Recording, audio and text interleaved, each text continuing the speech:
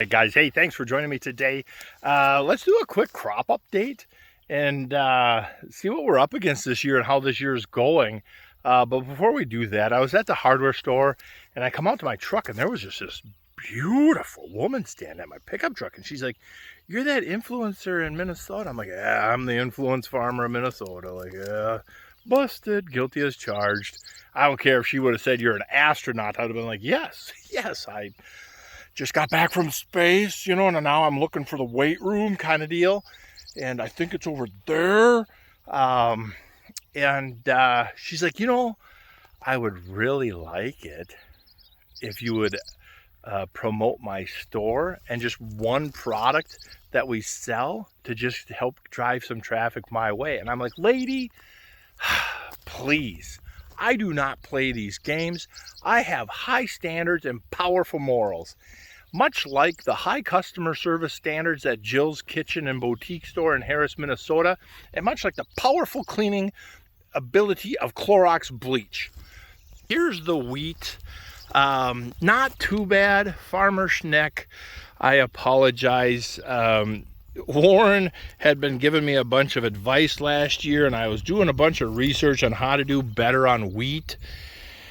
And I had all intentions of this year of being out here testing and monitoring and 3, 4, 5 passes through this wheat field to make it the best wheat we've ever grown in the county, but we had no rain. We planted this since May 1st to today. We've had about an inch of actual usable rain on the farm, and that just came the other day. All of May we had some scattered 1/10 or half a tenth rains. Well, when you're so hot and dry, that 1/10 hits the ground, and as soon as that sun comes up, that tenth is gone before it can even do anything to the soil. And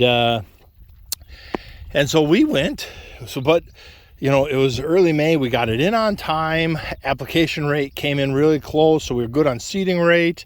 We got out here. The local mill, Peterson's Mill, came up, fertilized it. And I got out here and sprayed, and we were off to a really good start.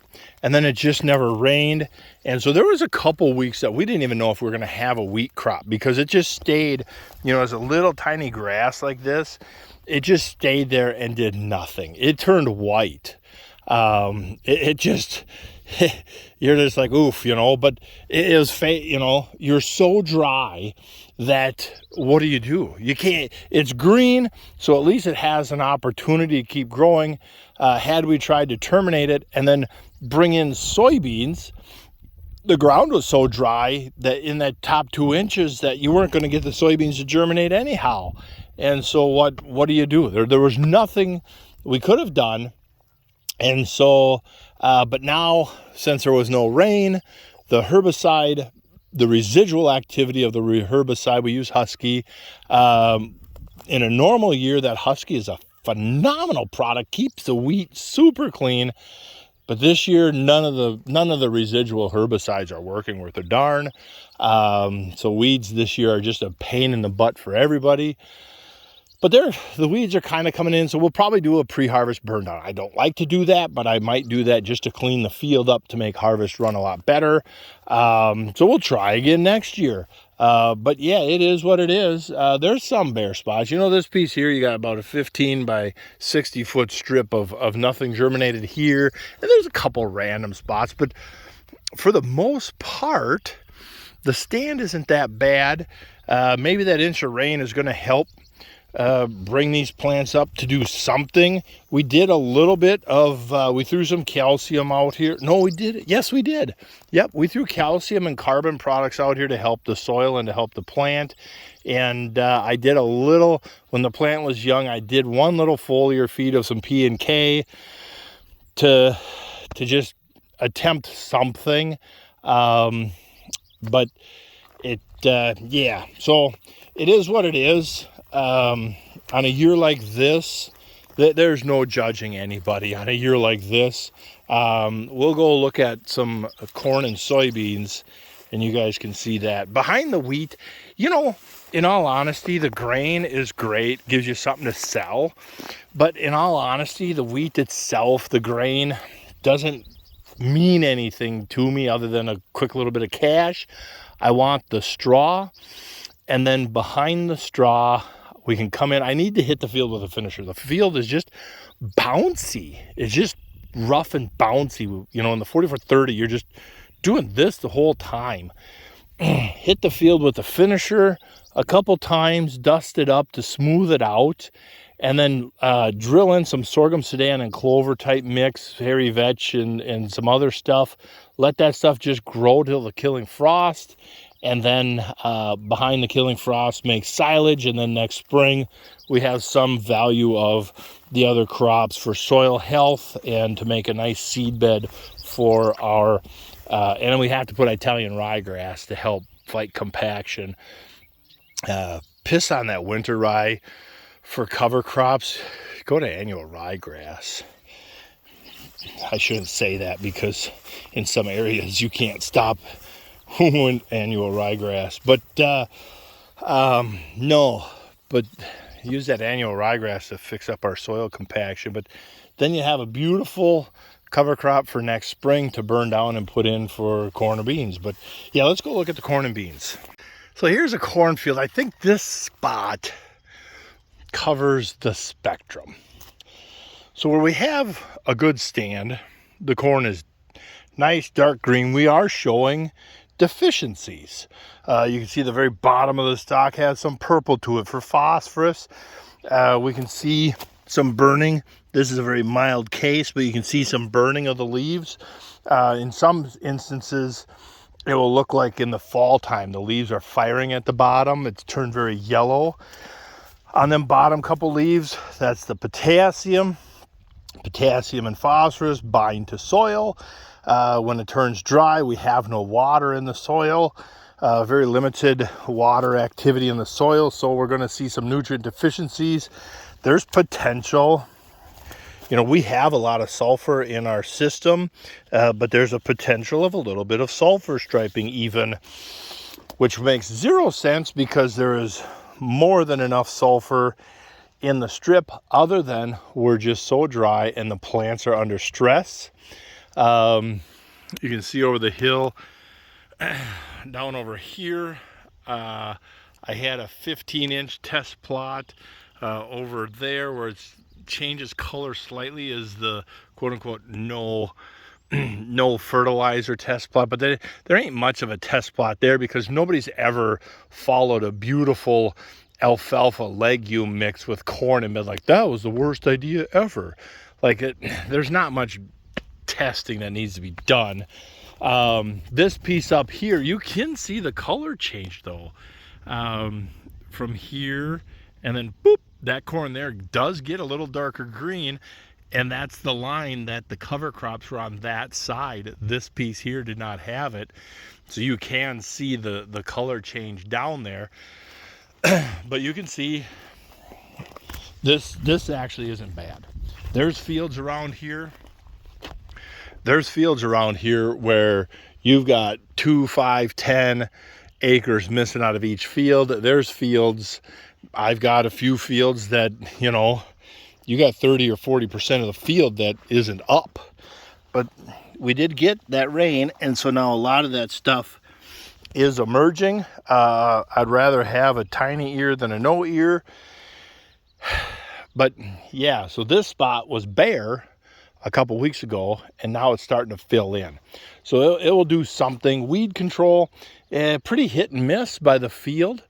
Like this one staying really clean, where my cornfield up the road here, I've sprayed several more times. At this point, I don't think I can legally put much chemical on it, and I wouldn't want to because I'd start to risk endangering the plant. And the weeds are just still coming, and you're just like, what in tarnations? You kill one flush and the next flush just comes. But that field needs some work, and so you can see it's trying to fill in. And if I would have brought you out here 2 weeks ago, you would have saw a lot of bare spots. So we are gaining some ground. But like I said, it's dark green. Fertility wise, we got our sulfur, our nitrogen, calcium, and carbon down below. And yeah, we have potential here if we get some rains. Well, here's our soybeans. He got sprayed not too long ago. You can see the grass is dying, the corn's starting to die. All the big broadleaves are wilting over and hopefully dying dead. This would be one of my better looking soybean fields. Not all of them are going to look like this, much like all the other fields. Some of my soybean fields, you have gaps. You have gaps missing, but this is that no-till field. So I strip-tilled these first couple passes, and then the rest of the field is no-till. I mean, these beans, as far as grading on a curve around here, this field is probably one of your better looking fields in the area for soybeans. And believe it or not, this field is a lighter, sandier field, soil, and yet it's got a lot of moisture in it. We just got to get to it. I mean, look at right here. We got moisture right to the surface. That is nuts. We have moisture right to the surface. So this soft field, them roots are punching way down. And I think our winter is what is allowing us to have a crop now. Our snowpack and some rains in the winter are why we are having a crop now. I had a lick tub outside, so since last fall after crop, well, that lick tub would be from the winter time. So from the snowpack and rains throughout the winter and some spring rains in April, we had about 20 inches of moisture. And we haven't had anything since then, but that 20 inches all soaked. Every drop made it into our soil profile. I think that is our saving grace. Had we had a dry winter with this dry of a spring, we would have zero crop. This field, the clay is down deeper, and so the roots can just chase fast. Where on all our other fields, that clay is very shallow, and the clay itself can be wet, but that clay is hard and tight and very difficult for roots to grow through. They do get through it, but it just takes a long time to make any progress on them roots. And so that top little profile that our roots, the bulk of our roots are in on a lot of our other fields, them plants are hurting for moisture, but this field is not. The other thing is this field has fantastic fertility. Our P and K levels are way off the chart because nothing ever left this field for a lot of years. All this field did was pasture, and all the carbon and hay and P and K from the other fields got brought in. Think about that. When you truck grain or hay, all you're doing is trucking the P and the K that you bought and the carbon that you tried to build for your soil. You're just selling it to somebody else. You're just hauling it away. And it landed here from the rest of the farm. And then the cows digest it, poop it, and put it back to the soil. So the soil might not be anything to brag about when you look at its initial texture, but the performance of the soil, I mean, it's working. It's working. And so I might try some foliar feeding out on this field just to see if we can't push the envelope, or on a drought year like this, what can we do? By doing a little foliar feeding to a stressed plant, can we alleviate some of that stress? But this field actually looks fantastic. It is leaps and bounds ahead of some of my other bean fields. For the most part, soybean fields are 90 to 99% filled in. And so yeah, I think that gives you a good snapshot here. It's tough to show you your best field when you're talking about the horrible year you're having, but I'm 100% impressed as to how well our crops are hanging on, considering the year that we're having. And so my cornfield across the road behind you guys over here, there's a 100-acre field. I got a few of them fields. There's three, the 100, the 70, and the 45. And them fields have been challenging. The fertility is very poor on them. There's just no soil to work with. We are starting from ground zero on them fields, and it's a challenge. It is a real challenge versus a field that you've had a lot of history with and you've got your system working on. And we're seeing progress year by year, but them fields still, they're not pretty, but they're coming along. And so, yeah, hey guys, thanks for sticking with me today, and we'll catch you on the next one.